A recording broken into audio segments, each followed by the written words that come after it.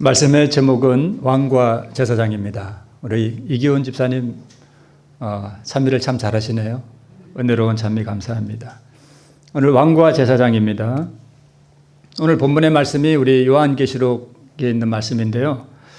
요한계시록에는 7이라는 숫자가 많이 나옵니다. 우리 7 교회에 관한 기별이 나오는데 7 교회의 내용은 교회의 내적 형편을 우리 말씀하고 있고 또 7 교회에 보내는 권면들이 기록되어 있습니다.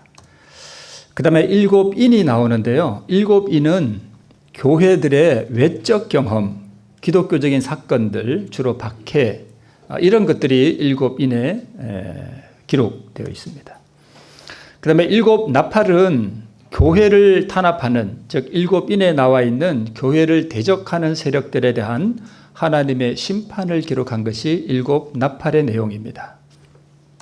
그 다음에 마지막 7 재앙은 짐승의 표를 강요하고 또 하는 그러한 바벨론에 대한 범세계적인 심판인데 이 심판들은 전 지구적은 아닙니다. 그러나 광범위한 세상에 하나님께서 내리는 그러한 심판이 바로 7 재앙입니다. 자, 그 중에서도 우리 7 교회에 보내는 기별과 7인 그 사이에 요한계시록 4장과 5장이 기록되어 있는데 요한계시록 4장과 5장의 내용이 뭐냐 하면 예수님께서 승천하신 이후에 왕과 대제사장으로의 취임식 장면이에요. 그게 요한계시록 4장과 5장의 내용입니다. 우리 대통령이 되어도 대통령의 자리에 취임하는 행사가 있잖아요. 예수님께서 십자가에서 부활하시고 승천하신 이후에 하늘의 보좌에 오르셔서 왕으로서 또 대제사장으로서 취임식하는 내용이 요한계시록 4장과 5장의 내용입니다. 누군가가 그림을 이렇게 그렸는데요. 스랍 천사들이 있고 그 다음에 24장로들이 보좌 주위에 둘러서 있는 장면인데 참 실제적인 하늘의 장면에 비하면 참 조잡스러운 그러한 그림이긴 하지만 요한계시록 4장과 5장을 이렇게 그림으로 묘사했습니다. 그 중에서도 특별히 요한계시록 5장은 이제 어린 양이 등장하시는데 이 어린 양이 7인으로 봉한 두루마리 책을 취하시고 이제 그것을 떼실 준비를 하는 그러한 내용이 5장에 기록되어 있습니다. 이것을 우리가 마가의 다락방에서 있었던 제자들이 기도하는 장면이라고 이해를 하시고 이제 이게 오순절 성령이 내렸잖아요. 다락방에서 기도할 때 120명의 제자들에게 이렇게 다락방에서 120명의 여명의 제자들이 한 마음으로 연합하여 기도를 하면서 성령을 구하는 그때에 동시에 하늘에서는 요한계시록 4장과 5장의 사건이 진행되고 있었습니다. 이해가 되시죠? 그러니까 땅에서는 제자들이 마가의 다락방에서 연합하여 기도하고 있을 때 하늘에서는 우리 그리스도이신 어린 양께서 왕과 또 대제사장으로 취임하는 그 취임식이 거행되고 있었습니다. 그래서 우리 사도행적 38쪽에 보면 하늘문으로 들어가신 그리스도는 천사들의 경배를 받으시며 보좌에 오르셨다. 이 예식이, 그러니까 예식이 진행된 거죠. 이게 4장과 5장이에요. 이 예식이 마쳐지자마자 성령은 풍성하게 제자들에게 쏟아져 내렸다. 그러니까 오순절 성령이 임한 것은 하늘의 어린 양께서 왕과 대제사장으로서의 취임식이 끝났다는 그러한 신호였습니다. 그리고 그리스도께서는 과연 영원부터 아버지와 함께 가지셨던 모든 영광으로 영화롭게 되셨다. 이렇게 기록되어 있습니다. 여러분 이해가 되시죠? 네. 계속해서 오순절 성령 강림은 구주의 취임식이 끝났다는 하늘의 통고였다. 그러니까 우리 2000년 전에 오순절 성령 강림은 그때 하늘에서는 우리 어린 양께서 왕과 대제사장으로 취임식 하시는 그때와 동시에 일어났던 사건이구나 하는 것을 우리가 이해할 수 있습니다. 그분은 당신의 약속에 따라 하늘로부터 성령을 그의 제자들에게 보내셨는데 이것은 왕으로서 하늘과 땅의 모든 권세를 받은 분이요 따라서 그의 백성을 위해 기름 부음을 받은 분이시라는 증거였다. 그러니까 우리 예수님이 하늘에서 뭐가 되셨다고요? 왕과 제사장이 되셨다는 뜻입니다.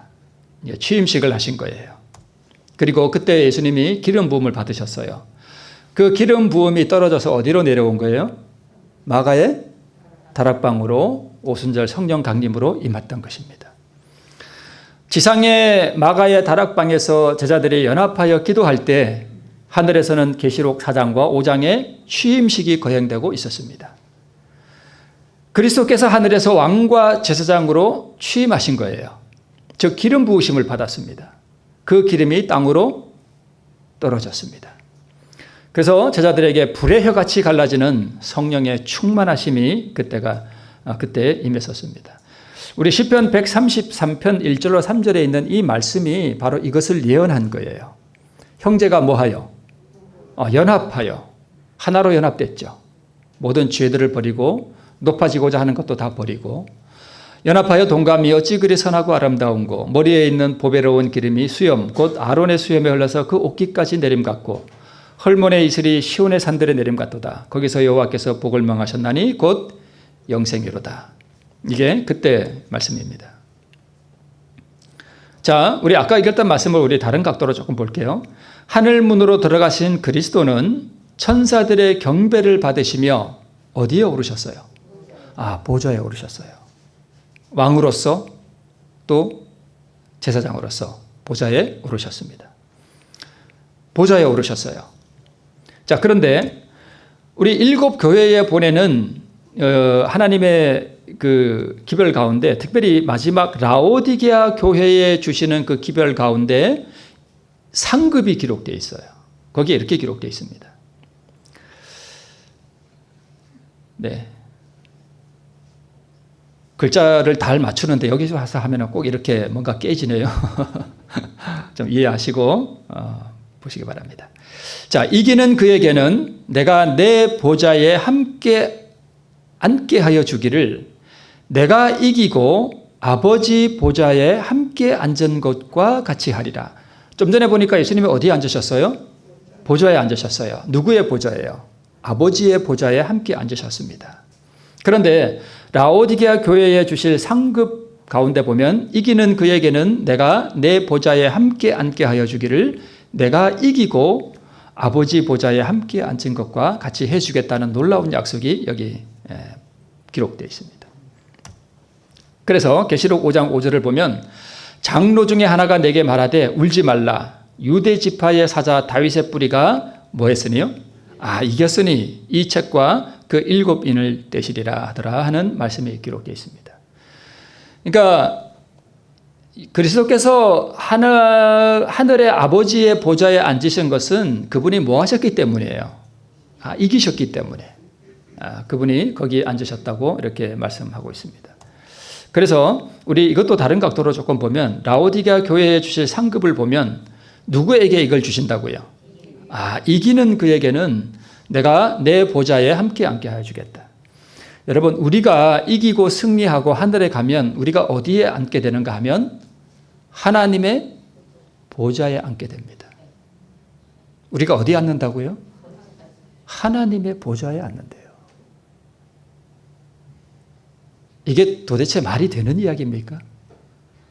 우리같이 죄 많은 인생을 하나님께서 그분의 의로 우리를 구원하셔서 하늘에 데려가시면 하나님께서 우리를 그분의 보좌에 앉게 해주신대요. 그래서 오늘 본문 가운데 보면 또 내가 보좌들을 보니 거기 뭐한 자들이 있어? 앉은 자들이 있어. 그러니까 예수님께서 승리하시고 아버지의 보좌에 앉은 것처럼 이기는 그에게는 내가 내 보좌에 함께 앉게 해주겠다는 그 약속이 계시록 20장 4절에서 지금 뭐 되고 있는 거예요? 성취되고 있는 거예요. 그래서 요한이 봤습니다. 또 내가 보좌들을 보니 거기 앉은 자들이 있습니다. 분명히 우리 가운데는 구원 얻은 이들이 있을 것이고 우리 가운데는 구원을 얻어서 하나님의 보좌에 앉는 분들이 반드시 있을 것입니다. 근데 왜 거기 앉는가 하면 그들이 하나님과 그리스도의 뭐가 돼요? 제사장이 돼요. 1000년 동안 그리스도로 더불어 왕노릇 하리라. 우리도 보좌에 앉는데 요한계시록 4장과 5장을 보니까 우리 그리스도께서 하늘의 보좌에 앉으시는 것은 왕과 대제사장으로 취임하셨어요. 우리도 구원 얻은 다음에 우리도 취임할 거예요. 우리도 취임식이 있을 거예요. 무엇으로 취임하는 거예요? 우리도 왕과 제사장으로 우리도 하늘에 올라가는 것입니다. 몇 년 동안요? 1000년 동안. 네. 자, 일요일 법령이 앞으로 있을 것이고요.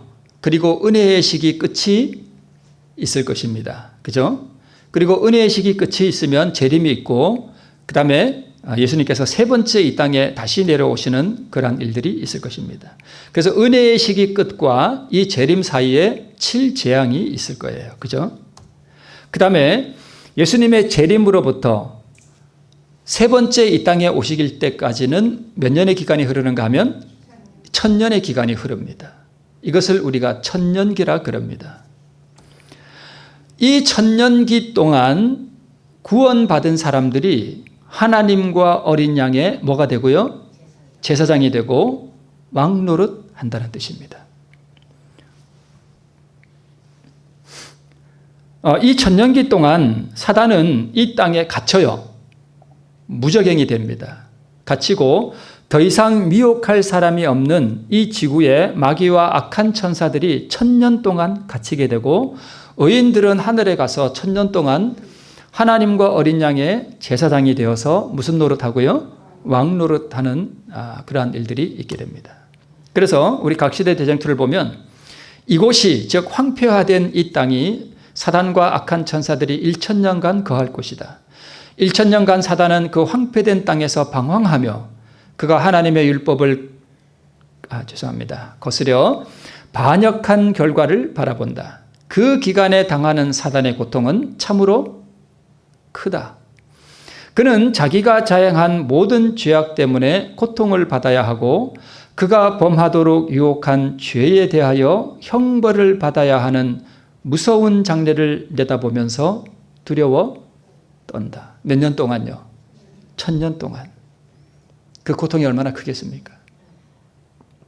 그런데 이때에 저 그림을 보면 마귀 옆에 뭐가 있어요? 무슨 뼈들이 있죠. 죽은 악인들의 뼈 같습니다. 아마 저 그림을 그린 사람이 그렇게 의도적으로 그린 것 같습니다. 여러분, 저렇게 뼈로 남고 싶습니까? 하늘에 가서 왕과 제사장이 되고 싶습니까? 사단이 이렇게 1000년 동안 그가 형벌을 받아야 할 무서운 장래를 내다보면서 두려워 떨고 있을 때 구원받은 의인들은 하늘에서 하나님의 보좌에 앉아서 왕과 제사장으로 다스리게 됩니다. 그렇다면 왕과 제사장이 된다는 게 무슨 뜻일까요?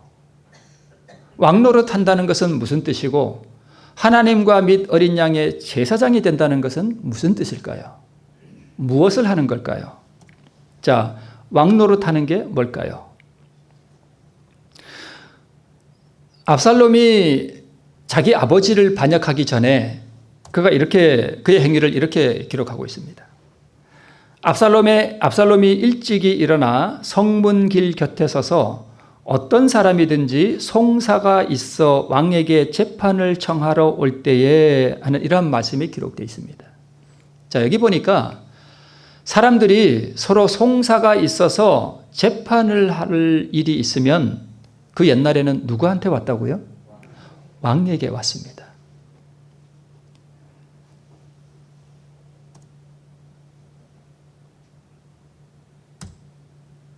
또 이르기를 내가 이 땅에서 뭐가 되고요? 재판관이 되고. 압살롬이 하는 말이에요. 압살롬이 내가 이 땅에서 재판관이 된다 하는 뜻은 자기가 뭐가 되겠다는 뜻이에요? 왕이 되겠다는 뜻입니다. 내가 이 땅에서 재판관이 되고 누구든지 송사나 재판할 일이 있어 내게로 오는 자에게 내가 공의 베풀기를 원하노라 하면서 사람들의 마음을 도둑질합니다. 성문에 앉아서 입구에 서서 성에 들어오는 사람들, 당신 뭔 일로 왔어요? 내가 이런 송사할 일이 있어서 왕에게 재판을 청하러 왔습니다. 왕에게 갈 필요 없어. 누가 해줄게? 내가 해줄게. 그러면서 백성들의 마음을 사로잡아요. 도적질해요. 자, 사무엘하 15장 6절을 보면 그래서 무릇 이스라엘 무리 중에 왕께 재판을 청하러 오는 자들에게 압살롬의 행함이 이 같아서 이스라엘 사람의 마음을 도적하니라 이렇게 기록되어 있습니다. 그 다음에 솔로몬이 왕이 된 다음에 구한 것이 있습니다. 여러분 이거 한번 볼게요. 누가 주의 이 많은 백성을 재판할 수 있사오리까? 지혜로운 마음을 종에게 주사 주의 백성을 재판하여 선악을 분별하게 하옵소서. 솔로몬이 이것을 구하매 그 말씀이 주의 마음에 맞았다라고 기록되어 있습니다. 솔로몬은 자기가 왕이 된 다음에 기브온에 가서 그가 기도할 때 꿈에 하나님께서 나타나서 내가 너에게 무엇을 주랴 그럴 때 솔로몬이 구한 것이 바로 이것입니다. 즉 이 이야기는 솔로몬의 생각에 왕이 되었을 때 가장 중요한 왕의 일이 뭐라고 생각하는 거예요? 재판하는 것입니다. 그게 왕의 가장 중요한 본분입니다. 선악을 분별하고 백성들의 송사를 재판하여 옳고 그름을 가리는 것을 왕이 해야 하는 가장 중요한 일로 봤습니다. 성경 말씀들을 비교해 보니까 그런가요? 네, 그렇습니다. 그래서 왕노릇 한다는 것은 무슨 뜻인가 하면 계시록 20장 4절에 나와 있는 바와 같이 또 내가 보좌들을 보니 거기 앉은 자들이 있어 무슨 권세를 받았어요? 심판하는 권세를 받았습니다. 즉 그들이 왕이 된다는 뜻은 재판하는 권세를 받았다는 뜻입니다. 그게 왕이 된다는 의미입니다. 여러분 이해하시겠죠? 하늘에 가서 천년 동안 구원받은 의인들이 왕이 된다, 왕노릇 한다는 그 의미가 에헴하고 무슨 이렇게 앉아서 여봐라 이리 오너라 그게 아니라 재판하는 권세를 받는다는 뜻입니다. 그게 왕노릇 한다는 의미예요. 그러면 제사장이 된다는 건 무슨 뜻일까요? 이것은 상식적으로 이해가 되죠. 여기 보니까 제사장이 하는 일이 뭡니까? 백성들이 죄를 짓고 오면 그 백성의 죄의 문제를 다루고 그 죄의 용서를 받도록 그 모든 성소에서의 사역을 하는 것을 누가 해요? 제사장이 합니다. 그래서 제사장은 하나님 앞에서 죄의 문제를 처리하고 담당하는 역할을 하는 사람을 제사장이라고 합니다. 왕은요, 말씀드렸듯이 심판하는 권세를 표상하는 것이 바로 왕노릇한다는 뜻입니다. 자, 그러면 구원받은 의인들이 천년 동안 하늘에서 하나님과 어린 양의 제사장이 되어서 왕노릇한다는 그 의미는 재림 후에까지도 해결되지 못하고 남아있는 죄의 문제를 다룬다는 뜻이에요. 그 죄를 따라서 심판하는 권세를 받는다는 뜻입니다. 이것이 하나님과 어린 양의 제사장이 되어서 왕노릇한다는 의미입니다. 여러분, 재림 후에까지도 처리되지 못한 죄가 남아있나요? 남아있습니다. 누가요? 누구의 죄가 남아있습니까? 악인들의 죄가 남아있습니다. 그들의 죄는 아직 처리함을 받지 못했습니다. 그러니까 천년 동안 의인들이 하늘에서 하나님의 보좌에 앉아서 왕이 되고 제사장이 된다는 뜻은 하나님과 함께 어린 양과 함께 이 의인들이 아직 해결되지 못한 악인들의 죄의 문제를 처리한다는 뜻입니다. 우리가 잘 알듯이 1844년 우리 예수님께서 지성소에 들어가심으로부터 시작된 것이 뭐냐 하면 조사심판입니다. 은혜의 끝이 이를 때까지 예수님께서는 의인들을 조사심판하셔요. 여러분, 우리가 빨리 죄를 하나님께 드리고 이 죄를 벗어버리지 않으면 하나님께서는 우리의 죄를 심판하시지 않습니다. 우리는 빨리 죄를 주님께 드려서 하나님께서 우리의 죄를 심판하시도록 해야 돼요. 그래서 하나님이 우리를 심판하신다는 것이 복음입니다. 그렇죠? 지금은 의인을 향한 이 조사심판은 누가 하셔요? 예수님이 하셔요. 자, 그런데 은혜의 기간이 끝나고 예수님께서 세 번째 이 땅에 오실 때까지 이 천년기 동안에는 누구를 조사심판하는가 하면 악인을 조사심판하셔요.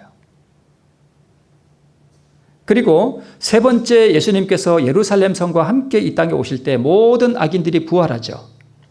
이때 악인들을 향한 집행심판이 이루어집니다. 그렇죠?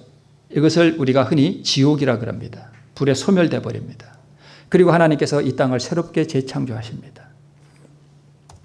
그래서 조사심판을 통하여 죄를 이긴 의인들이 왕과 제사장이 되어서 악인들의 죄를 다루고 심판하는 권세를 받는다는 뜻이 바로 의인들이 하늘에서 하나님의 보좌에 앉아서 1000년 동안 하나님과 어린 양의 제사장이 되어서 왕노릇한다는 뜻입니다.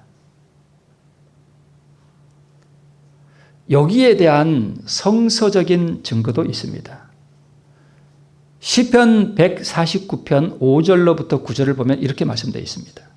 성도들은 영광 중에 즐거워하며, 여러분 이게 이 땅에서의 경험 같습니까? 하늘에서의 경험 같습니까? 하늘에서의 경험이에요. 성도들은 영광 중에 즐거워하며 그 입에는 하나님의 존영이요 그 수중에는 두 날 가진 칼이로다. 이것으로 열방에 보수하며 민족들을 벌하며 저희 왕들은 사슬로 저희 귀인은 철고랑으로 결박하고. 아까 마귀가 결박된 거 봤죠? 보셨죠? 자, 그 다음에 중요한 말씀이 있습니다. 무슨 판단대로요? 기록한 판단대로 저희에게 뭐 할지로다? 시행할지로다.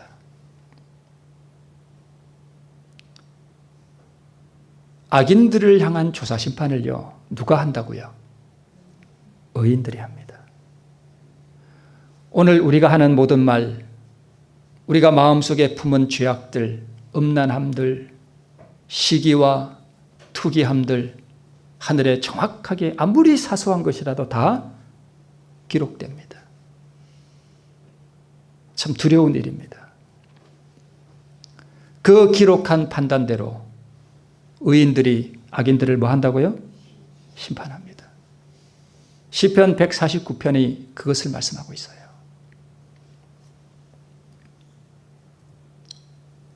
성도들은 영광 중에 즐거워하며 하늘에서의 경험입니다. 기록한 판단대로 심판합니다.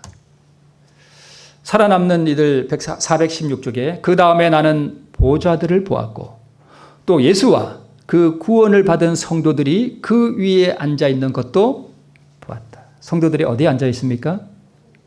하나님의 보좌에 앉아 있습니다. 참 놀라운 일입니다.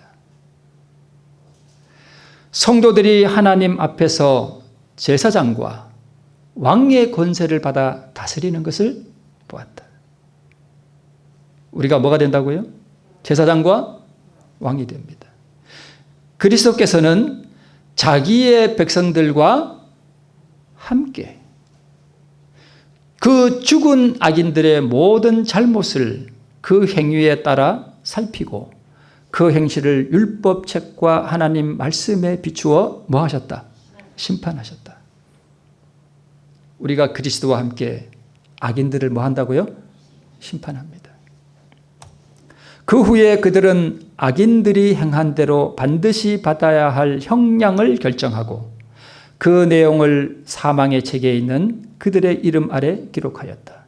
사단과 그의 천사들도 예수와 그 성도들에게 심판을 받았다. 누구도 심판한다고요? 의인이요?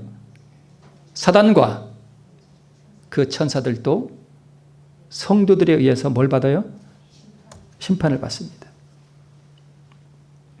자, 이 그림은 사진은 지도는 저기 그리스 나라가 있죠, 한가운데. 그리고 거기 보면 고린도라고 하는 도시가 있습니다.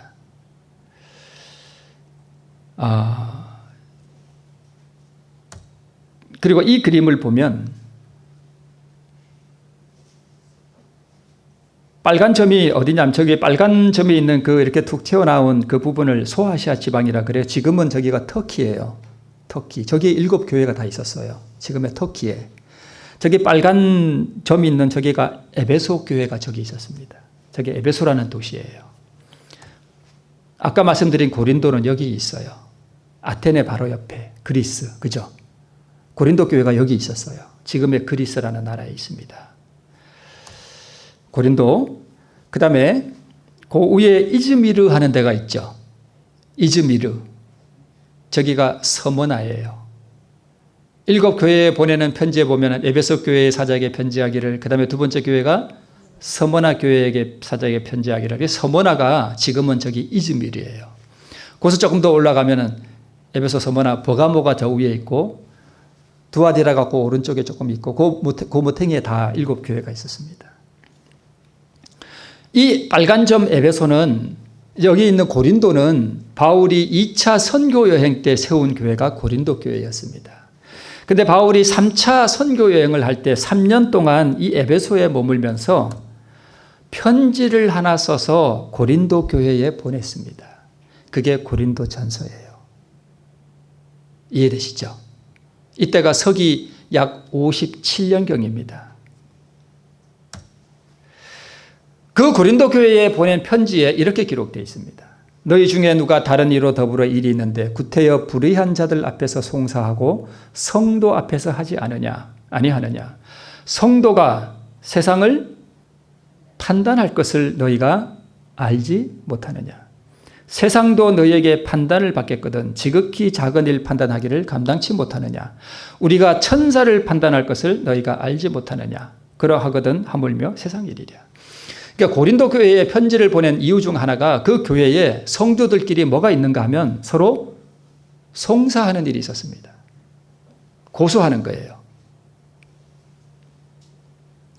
그래서 사도 바울이 말하기를 우리가 세상을 판단하고 악인들을 심판하고 재판하고 심지어는 천사들도 우리가 재판을 할 우리가 성도들끼리 그거 하나 해결 못해서 서로 뭐 하느냐? 서로 고소하고 그러느냐? 지금 그 얘기하는 것입니다. 형제가 형제로 더불어 송사할 뿐더러 믿지 아니하는 자들 앞에서 하느냐. 심지어는 세상 사람들 앞에서 서로 송사해서 재판을 받고 하는 일들이 있습니다. 지금도 우리 교회에 그런 일이 있나요? 있습니다. 어떤 사람이 화폐를 상대로 고소를 하고 그 세상 법정에 가서 재판을 받게 하고 하는 일들이 있습니다. 참 불행한 일입니다. 너희가 피차 송사함으로 너희 가운데 이미 완연한 허물이 있나니 차라리 불의를 당하는 것이 낫지 아니하며 차라리 속는 것이 낫지 아니하냐. 교우들끼리 송사할 일이 있거든 차라리 뭐 하라는 얘기예요?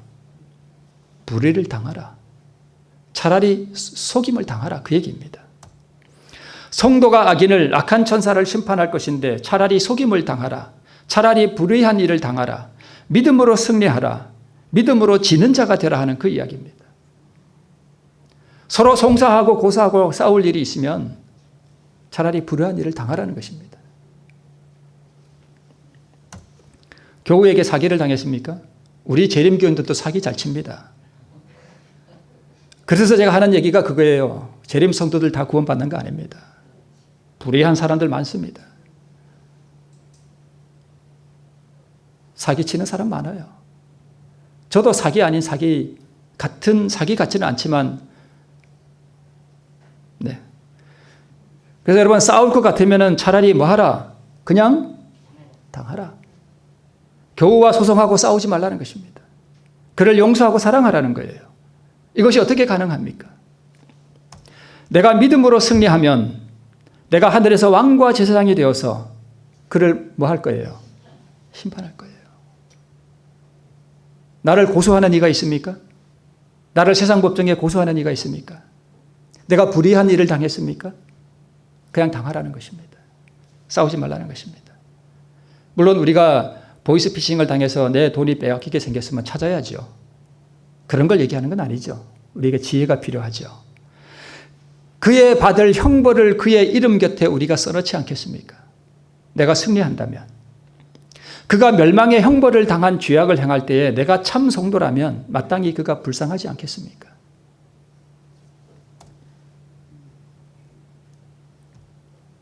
네, 꿈마는 학창 시절 친하게 지냈던 친구들이라 하더라도 세월이 흘러 어른이 된 뒤에는 만나기가 쉽지 않죠.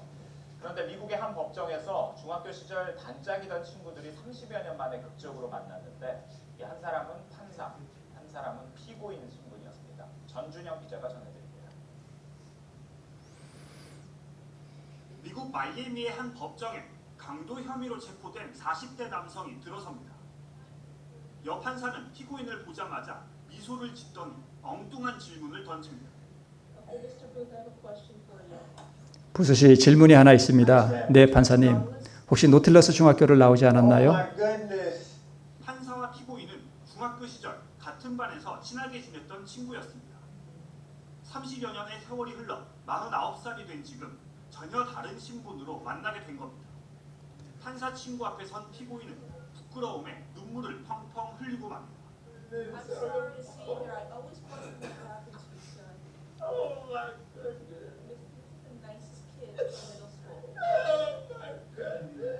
피고인 아서 부스는 강도를 저지른 뒤 차를 몰고 달아나다 경찰에 체포됐습니다.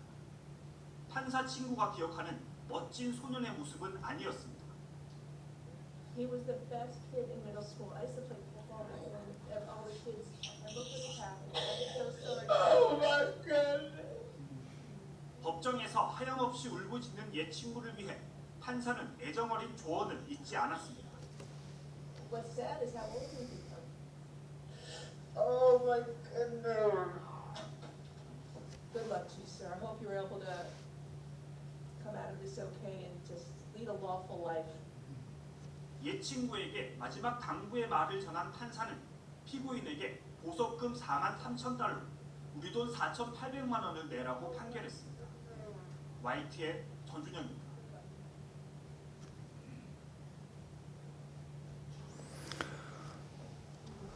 어렸을 적 친한 친구 사이였습니다. 한 친구는 판사가 되었고 한 친구는 범죄자가 되었습니다. 한 친구가 다른 친구에게 그가 받을 형벌의 양을 정해 주었습니다. 이런 일이 천년기 동안 벌어집니다. 오늘 내 옆에 있는 아무개가 나를 심판할 수도 있습니다.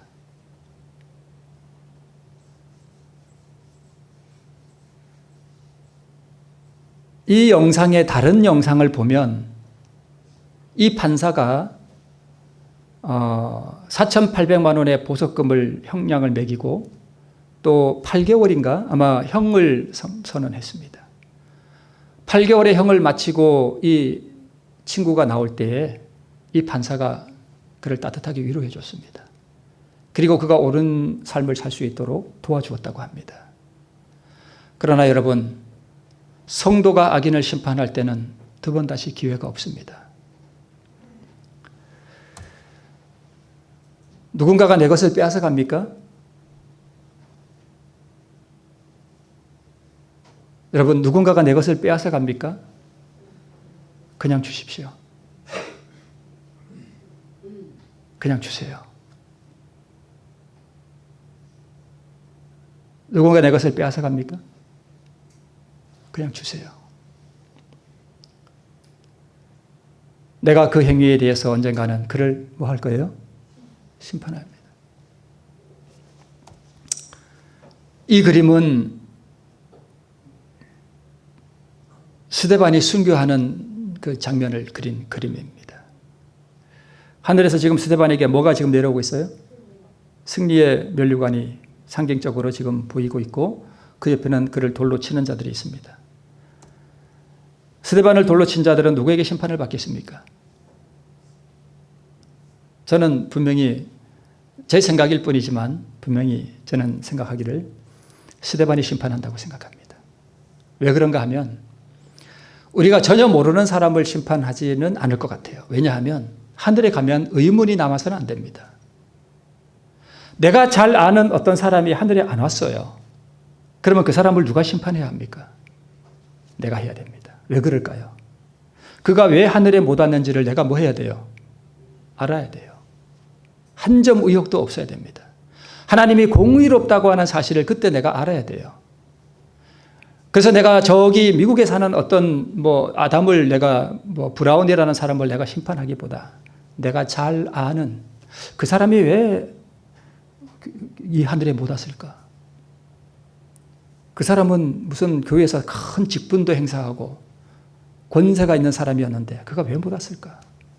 그가 무슨 죄를 범했길래 못 왔을까? 기록된 모든 기록들을 펴놓고 그가 이래서 하늘에 못 왔구나. 그리고 그의 이름 옆에다가 그가 받을 형량을 우리가 써놓습니다.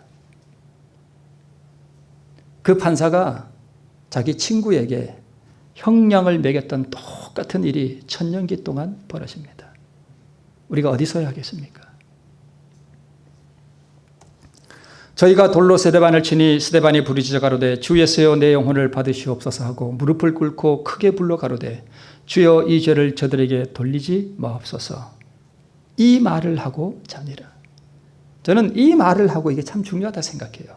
이게 스데반의 마지막 유언이었습니다. 스데반의 마지막 유언은 자기를 돌로 치는 사람들에게 아버지여 이 죄를 저들에게 돌리지 말아 주옵소서. 그들을 위해 기도하고 있었습니다. 무엇이 생각납니까? 아버지여 저들의 죄를 사하여 주옵소서. 누군가가 내 것을 빼앗아 갈 때 여러분 송사하고 서로 고소하는 그냥 주시고 그냥 빼앗기는 게 낫습니다. 아버지여 그러고 나서 아버지여 저의 죄를 사하여 주옵소서. 그게 의인이에요. 우리가 이런 성품을 가진 사람들이 마지막 환난을 통과하게 됩니다. 왜 그런지 아셔요? 마지막에는 우리를 대적하는 사람들이 많이 일어날 거예요. 그때 우리가 이런 성품이 준비되지 않으면요. 우리를 여러분 전도하다가 우리를 대적하는 사람을 보면 뭐가 솟아오를까요? 지옥이나 떨어져라. 그런 감정이 솟아나올 수 있습니다. 그런 사람은 전도할 수 없어요. 앞으로 우리를 대적하는 사람요. 지옥에나 떨어져라 하는 이런 감정이 전혀 없는 정말 변화된 사람들을 통해서 하나님께서 역사하실 거예요. 그래서요. 우리는 스데반과 같은 그런 성품이 사실은 준비되어야 됩니다. 스데반이 성령에 충만하여 하늘을 우러러 주목하여 하나님의 영광과 및 예수께서 하나님 우편에 서신 것을 보고 말하되 보라 하늘이 열리고 인자가 하나님 우편에 서신 것을 보노라. 그 주위의 광경은 그의 눈에서 사라졌다. 여러분 이게 마지막 때에 우리에게서 나타나야 할 하나의 현상이에요. 우리를 대적하는 사람, 돌을 치고 나를 때리는 사람, 이런 사람들이 우리 눈에 보이지 않는 이런 것들은 다 사라져버리고 그 눈이 하늘을 향하여 열려있는 그런 사람들이 마지막 시대에 필요합니다. 그리고 하늘문이 열리고 스데반은 하나님의 궁정의 영광과 또한 그리스도께서 당신의 이름을 위하여 순교를 당할 당신의 종을 붙들어 주시고자 보좌에서 일어서신 듯 계시는 것이 보였다. 이게 얼마나 아름다운 광경인가요? 내 것 뺏어가는 사람, 나를 대적하는 사람 다 내 눈앞에서 사라져버리고 누구만 보여요? 예수님만. 예수만 쳐다보세. 예수만 바라보세. 이게 참 얼마나 아름다워요. 나의 영원한 의가 되시는 그리스도만 보이는 그 주위의 광경은 그에게서 사라졌습니다. 누군가가 일그러진 얼굴로 나에게 돌을 던지거든 여러분 눈을 뜨세요. 나의 죽는 것을 기뻐하셔요. 주님께서는 얼마나 기뻐하시는지 몰라요. 내가 죽는 것을 선택하면 우리 주님께서 나를 붙들어 주시기 위해서 그 보좌에서 뭐 하셔요? 일어나셔요. 그걸 쳐다보세요, 여러분. 이 그림 아주 많이 보셨죠? 제가 여기다 뭐 하나 넣었어요. 저 투사가 마귀예요. 그렇죠? 마귀예요. 마귀가 저 소가 우리라고 생각하면 이 마귀가 뭐라 하는지 아세요? 소보고 여길 봐, 여기. 이걸 봐, 이거. 그러잖아요. 그죠? 이해가 되시죠? 네. 그리고 냈다 받아가지고 쓰러지면 뭐라 그래요? 어이쿠, 그렇지. 참 잘했어요. 저 투사 입모양 보세요. 놀리는 것 같죠? 어이쿠, 그렇지. 잘했어, 잘했어. 여러분, 우리가 스데반은 저 망토가 다 사라졌어요. 그죠? 다 사라져 버렸습니다. 망토 안 쳐다봤어요. 다 사라져 버렸어요. 스데반은 성령이 충만했기 때문에 이 세상에서 자기를 대적하는 사람, 자기 생명을 뺏기 위해서 일그러진 얼굴로 돌을 들고 있는 사람들, 그게 너무 시시한 거예요. 왜요? 하늘의 영광을 봤으니까. 이 세상에 너무 하찮고 너무 시시해. 참 너무 허무한 것에 열중해서 돌을 들고 있는 그 사람들이 너무 하찮아서 그냥 고개를 들어버렸습니다. 그리고 하늘을 쳐다봤어요. 그랬더니 뭐가 열렸어요? 하늘이 열려버렸습니다. 그리고 자기를 붙들어주기 위해서 보좌에서 일어서 계시는 주님을 보았습니다. 저 주님께서 어디에 앉아 계신 분이에요? 아까 계시록 4장과 5장에서 그분이 어디에 앉으셨다고요? 아버지의 보좌에 앉으셨다고요. 그 보좌에서 주님께서 일어서셨습니다. 그리고 하늘문이 열리고 스데반은 하나님의 궁정의 영광과 또한 그리스도께서 당신의 이름을 위하여 순교를 당할 당신의 종을 붙들어 주시고자 보좌에서 일어서신 듯 계시는 것이 보였다라고 말씀하고 있습니다. 그리고 하늘문이 열리고 스데반은 하나님의 궁정의 영광과 또한 그리스도께서 당신의 이름을 위하여 자아의 죽음을 당할 당신의 종을 붙들어 주시고자 보좌에서 일어서신 듯 서 계시는 것이 보였다. 여러분, 스데반은 말씀의 사람이었습니다.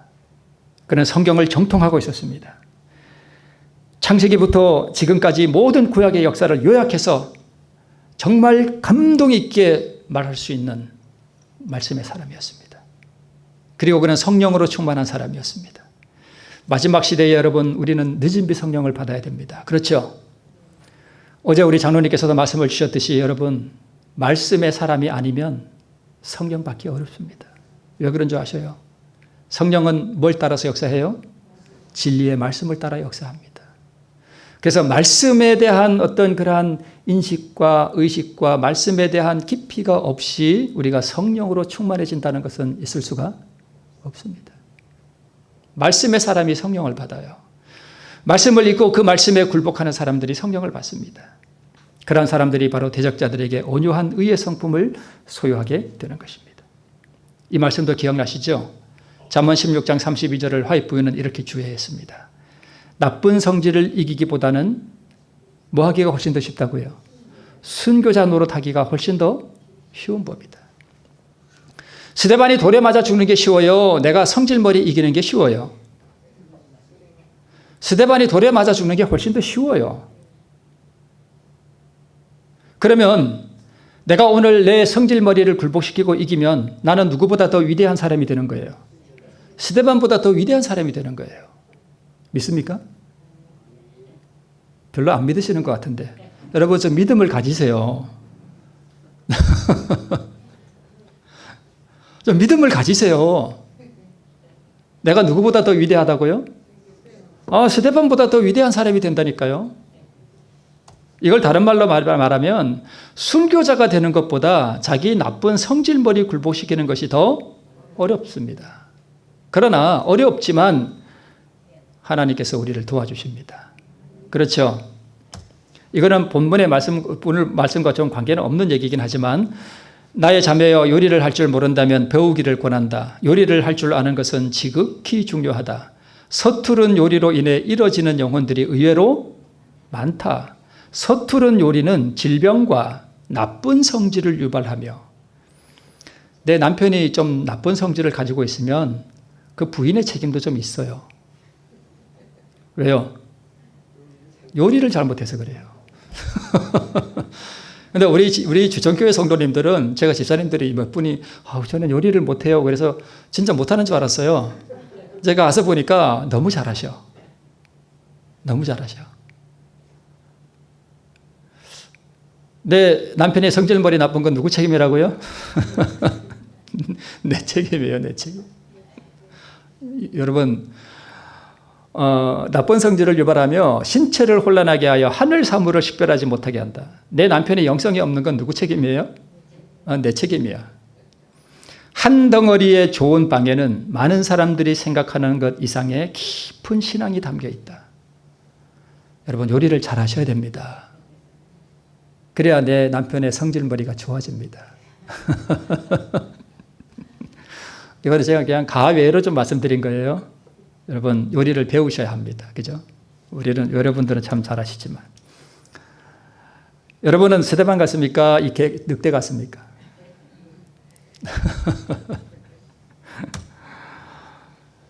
순교자가 되는 것보다 자기 영광을 뒷골 속에 버리는 게 여러분 더 어렵다 그럽니다. 다윗에게는 만만을 돌리고 내게는 천천만 돌리니 그에 더 얻을 것이 나라밖에 무엇이냐. 여러분, 누가 나에게 돌을 던지거든 그냥 맞으세요. 그냥 맞아 죽으세요. 아멘. 네, 죽으세요. 그러면 내가 천년기 동안 누구를 심판해요? 그 사람을 심판할 거예요. 죽으면서 그를 위해서 진심으로 여러분 기도하십시오. 아버지여, 저들을 불쌍히 여기옵소서. 이것이 의입니다. 이 의는 그리스도의 의로서 선물로서 주어지는 것입니다. 이 의를 받았으면 날마다 그리스도의 피에 자기 두루마리를 바르시기를 바랍니다. 내가 그를 심판하고 형벌의 양을 정할 텐데 그가 불쌍하지 않습니까? 그를 측은히 여기시기 바랍니다.